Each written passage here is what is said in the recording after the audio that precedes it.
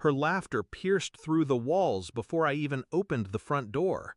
I paused, key halfway into the lock, hand tightening around the metal like it was her throat.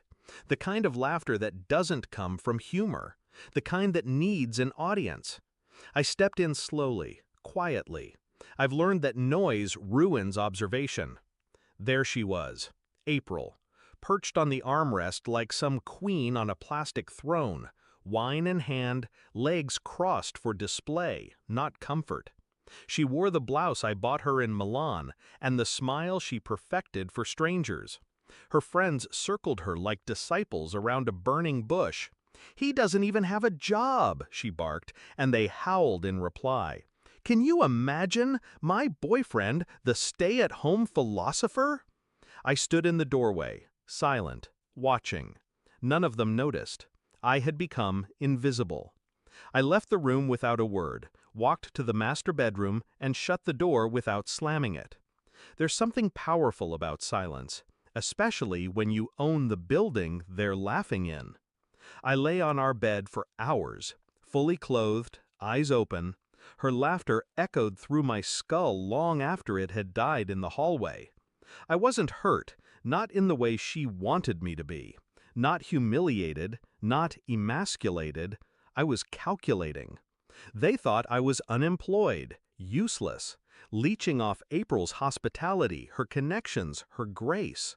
She never told them the truth because she never knew it herself, that I kept the lights on in every one of their apartments, that their paychecks came from my signature, that her friend Clara had begged HR for a third interview, and that I had vetoed it, out of mercy, not pettiness. She thought she was in control, and I let her believe that for months. But now, she had invited mockery into my house. No, my house. And that was something I couldn't overlook. The next day I made breakfast. Eggs, lightly salted, black coffee, no toast. She kissed me on the cheek like nothing happened, like I wasn't there last night. I smiled, asked about her friends. "Oh, they loved you," she lied, eyes not even flickering. "They just worry you don't have much direction." I nodded. They're right to worry. She didn't ask what I meant. She never does. Over the next week, I reviewed everything. I pulled Clara's work files, ran audits on Jessica's expense reports, checked server logs for when April was working late. I didn't need suspicion. I needed precision. Nothing angry, just data. Cold, unarguable, digital truth. By Friday, the evidence was printed and bound. No confrontation yet. I wanted them comfortable before I gutted them. I invited her and her friends to a networking dinner. Told her I finally wanted to try getting into her world. She laughed. "Wear something clean." We met in the executive lounge of the building they all worked in. My building. They didn't know that, of course, not yet. They wore their best disguises. Perfume, pearls, polite condescension, all teeth and lipstick. April clung to my arm like she was showing off a rescued stray. "I'm just proud he's finally trying," she said, loud enough for the table to hear. "He was even nervous." I wasn't. I waited until drinks were poured, until the second toast, until Jessica made a joke about men finding purpose when the money runs out. That's when I stood. I pulled out 4 manila envelopes and placed them on the table, one by one. "This is your final severance package, Jessica," I said without emotion.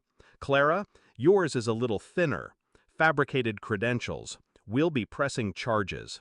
They laughed, at first, until they looked, until they saw the company seal, my signature, until realization dawned, slow and suffocating.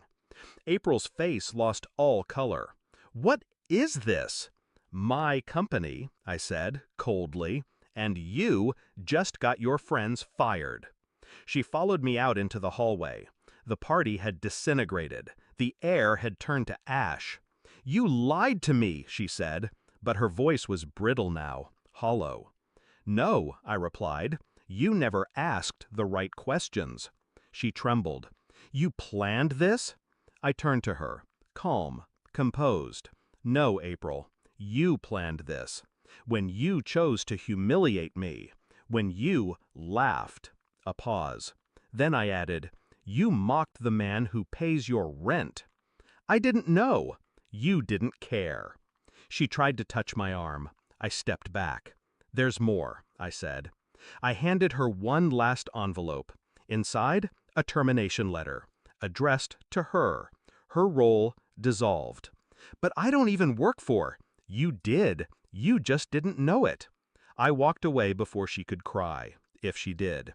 I slept better that night than I had in months. Not because I won, because the noise was gone. The laughter, the condescension, the illusion. I didn't need revenge. I needed clarity. And now the mask had shattered.